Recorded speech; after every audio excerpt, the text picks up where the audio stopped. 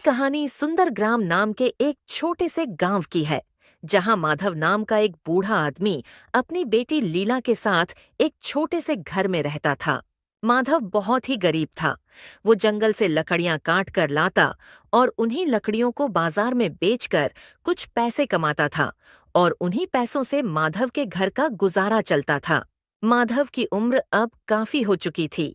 अब उसके शरीर में इतनी जान नहीं बची थी कि वो जंगल जाकर लकड़ियां काट सके, परंतु उसे ये सब अपने बेटी लीला के लिए करना पड़ता था, क्योंकि लीला की अब शादी की उम्र हो चुकी थी। लीला बहुत ही सुंदर और होनहार थी। लीला पिता की मदद करने के लिए घर में आस पड़ोस के लोगों के लिए सिलाई बुनाई का काम कर दिया करती थी, जिससे उसकी भी थोड़ी बहुत कमाई हो जाती थी। एक दिन इसी तरह माधव अपने घर से जंगल लकड़ियां काटने जाने वाला होता है। तभी उसे लीला रोक लेती है और कहती है, पिताजी, मैंने आपसे कितनी बार कहा है कि अब आपके शरीर में इतनी जान नहीं है कि आप इतनी दूर जंगल में जाकर लकड़ी काट सके। अब आपको आराम की जरूरत है। आप घर पर रहकर आराम करिए। लीला बेटी, मैं घर पर आराम कैसे कर सकता हूँ?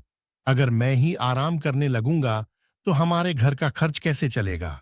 अभी मुझे तुम्हारी शादी भी तो करनी है और फिर उस सूदखोर के पैसे भी तो देने हैं। तुम नहीं जानती लीला बेटी, मुझे हर वक्त डर लगा रहता है कि कहीं वो सूदखोर पैसे लेने ना आ जाए। बेटी, वो सूदखोर बहुत ही बेरहम और फरेबी इंसान है। अगर हमने जल्दी से जल्दी उसका पैसा नहीं चुकाया तो वो हमारे साथ कुछ भी कर सकता है। पिताजी, आप ज्यादा परेशान मत होइए। भगवान कोई न कोई रास्ता हमें जरूर दिखाएंगे। और मैं भी तो सिलाई बुनाई का काम करती हूँ। आज से मैं दिन रात मेहनत करूंगी, जिससे हम उस सूदखोर के पैसे जल्द से जल्द दे सके। लीला की ऐसी बातें सुनकर माधव का मन पूरी तरह से भावुक हो जाता है और उसकी आंखों में आंसू आ जाते हैं। हाँ बेटी, मैं समझ सकता हूँ कि तुम भी मेरी मदद करना चाहती हो, परंतु मैं भी अभी इतनी जल्दी घर नहीं बैठ सकता। मैं कुछ दिन और लकड़ियां काटना चाहता हूँ। माधव फिर अपनी बेटी को किसी तरह जंगल जाकर लकड़ियां काटने के लिए मना लेता है और उससे मंजूरी ले लेता है। लीला भी अपने पिता की बातें मान जाती है और उन्हें लकड़ियां काटने की मंजूरी दे देती है। फिर क्या था, बेटी से मंजूरी मिलते ही माधव भी जंगल की ओर लकड़ियां काटने निकल जाता है। माधव दिन भर जंगल में लकड़ियां काटता है और फिर वो उन सारी लकड़ियों को बाजार में लाकर बेच देता है।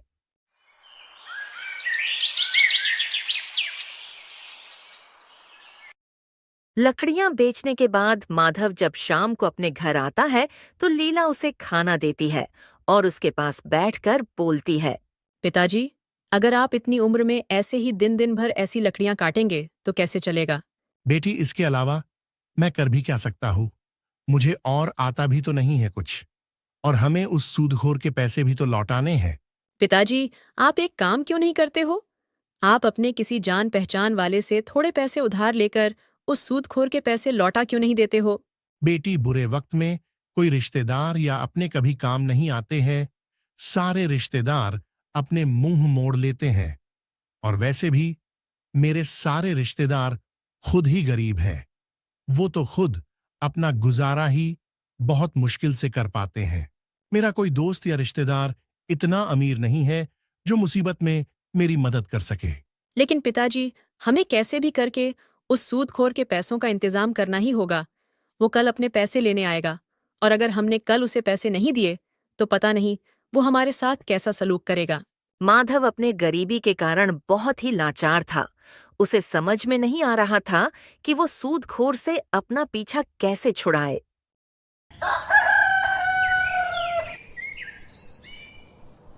अगले दिन भी माधव जंगल लकड़ियां काटने निकल जाता है। कुछ देर तक चलते चलते वो जंगल पहुंच जाता है और जंगल पहुंचते ही वो बिना किसी देरी की लकड़ियां काटना शुरू कर देता है। कुछ देर तक जब बूढ़ा माधव जंगल में लकड़ियां काट रहा था, तभी वहां एक अनजान व्यक्ति आ जाता है और माधव के हाथ में कुल्हाड़ी देखकर वो माधव से कहता है, तुम्हारे हाथ में कुल्हाड़ी देखकर लगता है कि तुम एक लकड़हारे हो। हाँ बेटा, मैं एक लकड़हारा हूँ। क्या हुआ बेटा, तुम्हें मुझसे कोई मदद चाहिए क्या? नहीं, मुझे तुमसे कोई मदद नहीं चाहिए, मगर अब तुम्हें सजा से कोई बचा नहीं सकता है। या फिर यह भी हो सकता है कि राजा तुम्हें जीवन भर के लिए काल कोठरी में डाल दे। माधव एक तो उस अनजान व्यक्ति को जानता भी नहीं था और ऊपर से उसकी ऐसी बातें सुनकर वो बहुत डर जाता है। ये तुम क्या कह रहे हो बेटा? पर मैंने ऐसा कौन सा गलत काम कर दिया जिसके लिए राजा मुझे ऐसी कठोर सजा देंगे? क्या तुम नहीं जानते?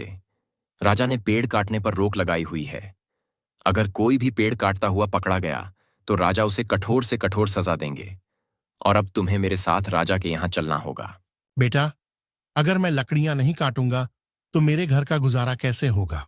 देखो, अगर तुम चाहते हो कि राजा तुम्हें सजा ना दे और तुम्हारे घर का गुजारा चलता रहे तो तुम्हें मुझे पैसे देने होंगे। तभी मैं तुम्हारे बारे में राजा को कुछ भी नहीं बताऊंगा। अनजान व्यक्ति की बातें सुनकर माधव की आंखों में आंसू आ जाते हैं, जिन्हें देखकर गोपाल कहता है। अब तुम रो क्यों रहे हो? रोने धोने से काम नहीं चलेगा। पैसे से काम चलेगा, सिर्फ पैसे से। अगर तुम चाहते हो कि राजा तुम्हें सजा ना दे तो तुम्हें पैसे तो देने ही होंगे। बेटा, पैसे तो मेरे पास नहीं है। अगर तुम चाहते हो तो मुझे राजा के पास ले जा सकते हो। क्या तुम्हें सजा से डर नहीं लगता, जो तुम थोड़े पैसों के लिए अपनी जान जोखिम में डाल रहे हो? माधव अपनी सारी बातें उस अनजान व्यक्ति को बताता है। बेटा, मेरे घर में मेरी एक बेटी भी है और मुझे उसकी शादी भी करवानी है, और उससे पहले मुझे एक सूदखोर के पैसे भी देने हैं। अगर मैंने उस सूदखोर के पैसे नहीं दिए तो वो सूदखोर मेरी जान भी ले सकता है। अब तुम ही बताओ बेटा, मैं क्या करूं? बेचारे माधव की ऐसी बातें सुनकर गोपाल कहता है। देखो, वैसे तो मैं किसी पर भी दया नहीं करता हूं, लेकिन तुम बूढ़े हो और तुम्हारी एक बेटी भी है जिसकी तुम्हें शादी भी करनी है। देखो बाबा, मैंने आज तक अपनी जिंदगी में कोई अच्छा काम नहीं किया है, लेकिन हां, आज जरूर करूंगा। क्या पता इस नेक काम से भगवान मुझसे खुश हो जाए और मेरी सारी गलतियों को माफ कर दें। फिर क्या था, गोपाल माधव को सोने के सिक्कों से भरी एक पोटली निकाल कर दे देता है और माधव से कहता है। इस पोटली में सोने के सिक्के हैं, जिनमें से कुछ सिक्कों को तुम उस सूदखोर को दे देना और बचे हुए सिक्कों से तुम अपने बेटी की शादी करवा देना। अब तुम यहां से चले जाओ, वरना किसी और ने तुम्हें यहां देख लिया तो फिर से तुम मुसीबत में आ जाओगे। बूढ़ा माधव गोपाल से इतनी बड़ी मदद मिलने के बाद उसे बहुत आशीर्वाद देता है और फिर वहां से वो खुशी खुशी अपने घर की ओर निकल जाता है। कड़ी धूप होने के कारण चलते चलते माधव को रास्ते में चक्कर आने लगता है, इसलिए माधव आराम करने के लिए एक पेड़ की छांव में बैठ जाता है। देखते देखते कुछ समय में माधव की आंख लग जाती है और वो वहीं सो जाता है। माधव जब सो रहा होता है तभी वहां एक चोर आ जाता है। चोर जब माधव के पास पहुंचा तो उसने देखा बूढ़े माधव के पास एक पोटली है, तो वो तुरंत उसके पास से वो पोटली चुराकर वहां से निकल जाता है। थोड़ी दूर जाने के बाद जब वो चोर पोटली खोलकर देखता है तो वो तो सोने के सिक्कों को देखकर बहुत खुश होता है। अरे वाह, इतने सारे सोने के सिक्के! आज तो मेरी किस्मत चमक गई। अब मेरी पत्नी और बच्चों को भूखा नहीं सोना पड़ेगा। इतने सारे सिक्कों से तो मेरा सालों का गुजारा हो जाएगा। इतना कहकर चोर अपने घर की ओर निकल पड़ता है। कुछ समय बाद जब माधव की आंख खुलती है तब वो अपनी पोटली ढूंढने लगता है, लेकिन उसे वो सोने के सिक्कों से भरी पोटली नहीं मिलती है। तब माधव बहुत घबरा जाता है और अपने आप को कोसने लगता है। हे भगवान, ये क्या हो गया? मैं ना जाने कैसे सो गया। ना ही मैं सोता और ना ही मेरे सोने के सिक्कों से भरी पोटली चोरी होती। बरसों बाद एक खुशी मिली थी, लेकिन अब वह भी छीन गई। अब मैं उस सूदखोर के पैसे कैसे दूंगा और मेरी बेटी की शादी मैं कैसे करूंगा? हे भगवान, मुझ बूढ़े और लाचार की मदद करो। यहाँ माधव अपने आप को कोस रहा था और वहां दूसरी तरफ वो चोर सोने के सिक्कों की पोटली लेकर अपने घर पहुंच जाता है। चोर अपनी पत्नी को आज उसके साथ हुई घटना की सारी बात बहुत गर्व से बताने लगता है। तुम मुझे हमेशा कोसती रहती थी ना कि मैं कुछ काम नहीं करता हूं, तो लो, आज तुम देखो मैंने कितना बड़ा काम किया है। ये देखो, सोने के सिक्कों से भरी पोटली। इस पोटली में इतने सिक्के हैं कि इन सिक्कों से हमारा कम से कम 4-5 साल का गुजारा तो आराम से हो जाएगा। अब मुझे कोई भी काम ढूंढने की या करने की जरूरत नहीं पड़ेगी। आप इतने सारे सोने के सिक्के कहाँ से लाए हो? तुम्हारी ये सवाल करने की आदत कब जाएगी? मैं इतने सारे सोने के सिक्के कहाँ से लाया हूं या किससे लाया हूं, ये जानकर तुम्हें क्या करना है? तुम आम खाओ गुठलियां क्यों गिन रही हो? मुझे जानना है कि आप इतने जल्दी इतने सारे सोने के सिक्के कहाँ से लाए। कहीं आप ये सोने के सिक्के कहीं से चुरा कर तो नहीं लाए? तुम्हारी ये बहस करने की आदत कब जाएगी? हाँ, मैं ये सोने के सिक्के चुरा कर लाया हूं। एक बूढ़ा आदमी पेड़ के नीचे सो रहा था। उसी के पास से मैं ये सोने के सिक्कों से भरी ये पोटली चुरा कर लाया हूं। क्या कहा आपने? आप अब चोरी भी करने लगे हो? क्या आप दूसरों को तकलीफ देकर खुद खुश रहना चाहते हैं? वो बेचारा बूढ़ा गरीब आदमी न जाने किस हाल में होगा, न जाने उसने ये सोने के सिक्के किस काम के लिए रखे होंगे, और आप उन सिक्कों को चुरा कर ले आए। अरे वो बूढ़ा आदमी गरीब नहीं है, बल्कि एक पैसे वाला आदमी है। ये आपको कैसे पता कि वो पैसे वाला आदमी है? क्या आप उसे जानते हैं? नहीं, मैं नहीं जानता उस आदमी को, पर वो गरीब नहीं हो सकता, क्योंकि कोई भी गरीब आदमी इतने सारे सोने के सिक्कों से भरी पोटली ऐसे ही अपने पास रखकर जंगल में ऐसे ही बेफिक्र होकर किसी पेड़ के नीचे सो नहीं सकता है। मुझे इस बात से कोई फर्क नहीं पड़ता कि वो बूढ़ा आदमी गरीब है या अमीर। बस हमें किसी की खून पसीने की कमाई नहीं चाहिए, इसलिए आपको उसको उसकी ये पोटली लौटानी होगी। तुम ये कैसी बेवकूफों वाली बातें कर रही हो? अब मैं उस बूढ़े आदमी को कहां कहां जाकर ढूंढूंगा? तुम तो एकदम ही सठिया गई हो। मुझे कुछ नहीं पता, आपको उसको तलाश करना ही पड़ेगा और उसे ये पोटली लौटानी होगी। मुझे एक समय के लिए भूखा रहना मंजूर है, पर किसी और के हक की रोटी मैं नहीं खा सकती हूँ। आपको अपने पत्नी और बच्चों का पेट मेहनत मजदूरी करके भरना चाहिए, न कि चोरी करके। ठीक है, मुझे पता है कि तुम नहीं मानोगी। मैं जाकर उस बूढ़े व्यक्ति को ढूंढूंगा और उसको उसकी ये पोटली लौटा दूंगा। मैं कल सुबह ही घर से जल्दी निकल जाऊंगा और उस बूढ़े व्यक्ति की तलाश करूंगा और उसे ये लौटा दूंगा। ठीक है, पर याद से कल कहीं कोई बहाना मत मारने लग जाना। यहाँ चोर वो सोने के सिक्कों वाली पोटली लौटाने तैयार था और वहां बड़ी मायूस हालत में माधव अपने घर पहुंच जाता है। अपने पिता को इतने मायूस देखकर लीला कहती है, क्या हुआ पिताजी, कहाँ रह गए थे? आज आपको घर आने में कुछ ज्यादा ही देर हो गई। मैं कब से आपका इंतजार कर रही थी। लीला के इतने सारे सवाल सुनकर भी माधव कुछ नहीं कहता है और लीला भी अपने पिता की इतनी चुप्पी देखकर और परेशान हो जाती है। क्या हुआ पिताजी, कुछ तो बोलिए, क्या हुआ है? कुछ बोलते क्यों नहीं? जंगल में कुछ हुआ है क्या आपके साथ? अब लीला को इतने परेशान होते देख माधव बोलना शुरू करता है। माधव आज की जंगल वाली पूरी कहानी लीला को बता देता है। जब माधव लीला को सारी बात बता रहा होता है, इसी बीच वो सूदखोर अपने पैसे लेने माधव के घर पहुंच जाता है। सूदखोर को देखकर माधव और लीला दोनों बहुत घबरा जाते हैं। माधव, तूने आज मेरे पैसे देने का वादा किया था। चल अब जल्दी से मुझे मेरे पैसे दे। माधव सूदखोर को देखकर डरा हुआ तो था, पर किसी तरह डरते डरते उसने सूदखोर से कहा, हाँ सेठ जी, मैंने आपके पैसों का इंतजाम कर लिया था, पर आज जंगल में किसी ने मेरे सोने के सिक्कों की पोटली को चुरा लिया। माधव से सोने के सिक्कों की बात सुनकर सूदखोर उसे चिल्लाने लगता है।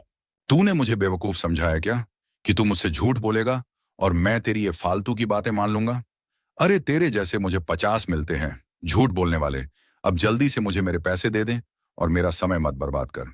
नहीं सेठ जी, मैं झूठ नहीं बोल रहा हूं, मेरा विश्वास कीजिए, किसी ने मेरे सोने के सिक्कों से भरी पोटली चुरा ली है।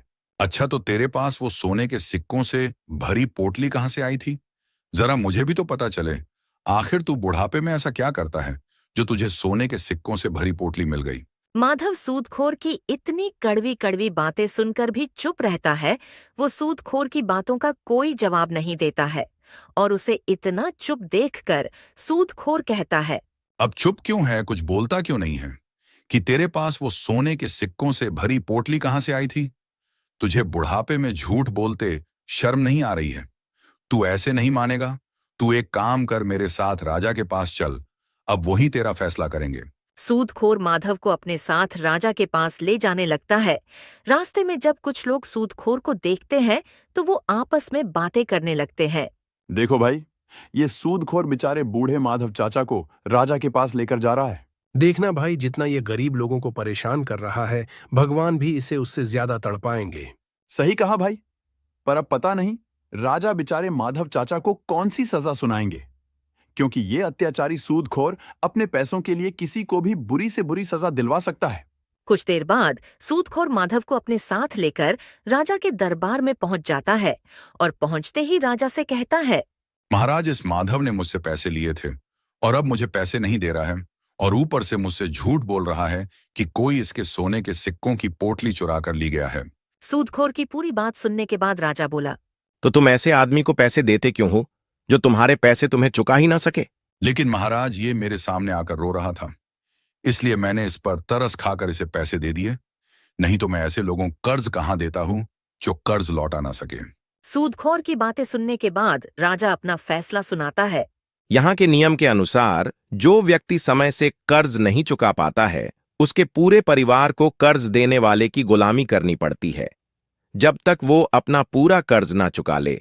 लेकिन मैं बूढ़े माधव के उम्र का लिहाज करके हुए उसे 1 दिन का समय और देता हूं। अगर माधव तुमने 1 दिन में इसका पैसा वापस नहीं किया तो तुम्हें उसकी गुलामी करनी होगी। राजा की बात सुनते ही माधव तो डर से कांपने लगा। अब उसे और उसकी बेटी को सूदखोर की गुलामी करनी पड़ेगी। फिर क्या था, राजा का फैसला सुनने के बाद सूदखोर और माधव के घर पर वापस आ जाते हैं। माधव, जब तू मेरे पैसे 2 साल में नहीं लौटा पाया, अब 1 दिन में कैसे लौटा देगा? तू एक काम कर, अपनी इस खूबसूरत बेटी की शादी मुझसे कर दे। तेरी बेटी मेरे साथ राज करेगी और मैं तेरे साथ भी अच्छा व्यवहार करूंगा और मैं तेरा कर्जा भी पूरा माफ कर दूंगा।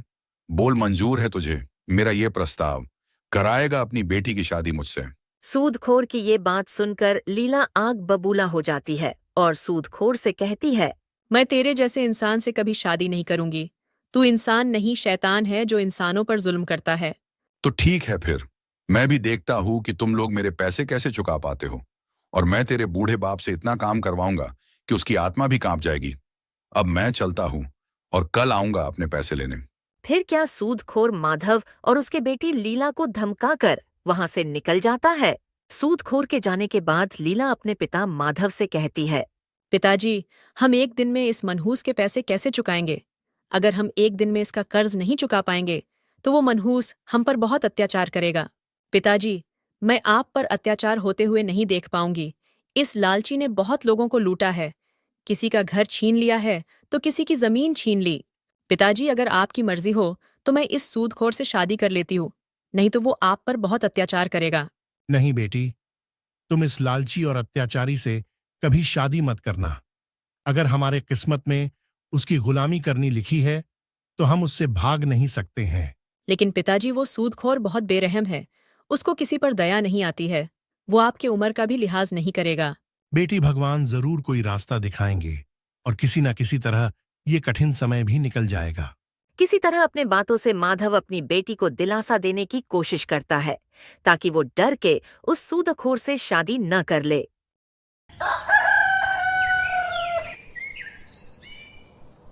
अगली सुबह वो चोर उस बूढ़े व्यक्ति की तलाश करके उसे उसकी वो पोटली लौटाने के लिए घर से जल्दी निकल जाता है और माधव भी अपने घर से सुबह सुबह जंगल से लकड़ियां काटने निकल जाता है।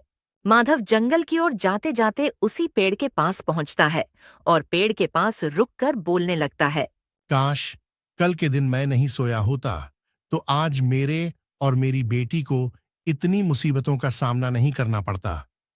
आज मैं उस सूदखोर के कर्ज से भी आजाद होता और मेरे पास इतने पैसे होते कि मैं अपने बेटी की शादी बहुत धूमधाम से कर पाता। जब माधव पेड़ के पास पहुंचकर अपना दुख जाहिर कर रहा होता है, उसी वक्त वो चोर भी उसे ढूंढते ढूंढते वहां पहुंच जाता है। वो माधव को देखकर पहचान जाता है और सोचने लगता है, ये तो वही बूढ़े चाचा हैं जिनके मैंने सोने के सिक्के की पोटली चुराई थी। नसीब ये मुझे यही मिल गए, वरना तो मुझे इन्हें गांव गांव घूमकर ढूंढना पड़ता। वो तुरंत माधव के पास पहुंच जाता है और उससे कहता है, चाचा, आपको देखकर लग रहा है कि आप किसी बड़े मुसीबत में हैं। आप मुझे बताइए क्या बात है। मुझसे जो कुछ हो पाएगा मैं आपकी मदद करूंगा। बूढ़ा माधव चोर के फटे हुए कपड़े देखकर बोला, बेटा, तुम्हारे कपड़े तुम्हारी कहानी खुद बता रहे हैं। ऐसे में मैं कैसे विश्वास करूं कि तुम मेरे इस बुरे समय में मेरी मदद कर सकोगे। चाचा, आप मेरे कपड़ों को देखकर मेरी हालत पर मत जाइए। आप मुझे अपनी परेशानी बताइए। हो सकता है मैं आपकी कोई मदद कर पाऊं और मैं पूरी कोशिश करूंगा कि आपके दुख को दूर कर पाऊं। बेटा, 2 साल पहले मैंने एक सूदखोर से पैसे लिए थे, लेकिन मैं अभी तक उसका कर्ज नहीं चुका पाया और अब तो मुझे राजा का आदेश मिल गया है कि अगर आज शाम तक मैंने उसका कर्ज नहीं चुकाया तो मुझे और मेरी बेटी को उसकी गुलामी करनी पड़ेगी। कल मुझे एक नेक दिल इंसान ने सोने के सिक्कों से भरी एक पोटली दी थी जिसके मिलने पर मैंने सोचा था कि उनसे मैं उस सूदखोर के पैसे भी लौटा दूंगा और अपने बेटी की शादी भी करवा दूंगा। लेकिन कल जब मैं पोटली लेकर अपने घर जा रहा था तो मुझे चक्कर आ गया था। तो मैं इसी पेड़ के नीचे कुछ देर आराम करने बैठ गया था, पर बैठ बैठे कुछ ही देर में मेरी आंख लग गई और फिर किसी ने वो सोने के सिक्कों वाली पोटली चुरा ली। माधव की सारी बात सुनकर चोर समझ गया था कि उसने कल बहुत बड़ी गलती कर दी थी। चोर फौरन वो सोने के सिक्कों वाली पोटली माधव के सामने रख देता है और उससे बोलता है, चाचा कहीं ये आपकी पोटली तो नहीं है? हाँ बेटा, यही तो है वो पोटली। बेटा, लेकिन ये तुम्हारे पास कहाँ से आ गई? इसे तो कोई चुरा कर ले गया था। चाचा वो कल ये पोटली आपके पास से मैं ही चुरा कर ले गया था, पर चाचा इसके लिए मुझे माफ कर देना। चाचा मैं एक गरीब आदमी हूं। मेरे घर में मेरी पत्नी और मेरे बच्चे भूखे थे। मैं काम के तलाश में निकला था, परंतु मुझे कहीं भी काम नहीं मिला। मुझे आप इस पेड़ के नीचे सोते हुए मिले थे, तभी मैंने आपके पास ये पोटली देखी तो मैंने इसे चुरा ली। चाचा इतने सारे सोने के सिक्कों को देखकर मुझे लगा कि अब मुझे कुछ सालों तक काम नहीं करना पड़ेगा और मेरे घर वाले कभी भूखे नहीं रहेंगे। लेकिन मेरी पत्नी ने मुझसे कहा कि मुझे भूखा मरना पसंद है, लेकिन किसी और की खून पसीने की कमाई से मैं अपना पेट नहीं भर पाऊंगी, और उसने फिर मुझे आपको ढूंढकर इन्हें वापस करने कहा है। मेरी किस्मत बहुत अच्छी है कि आप मुझे यहीं मिल गए, वरना तो मुझे आपको गांव गांव में जाकर ढूंढना पड़ता।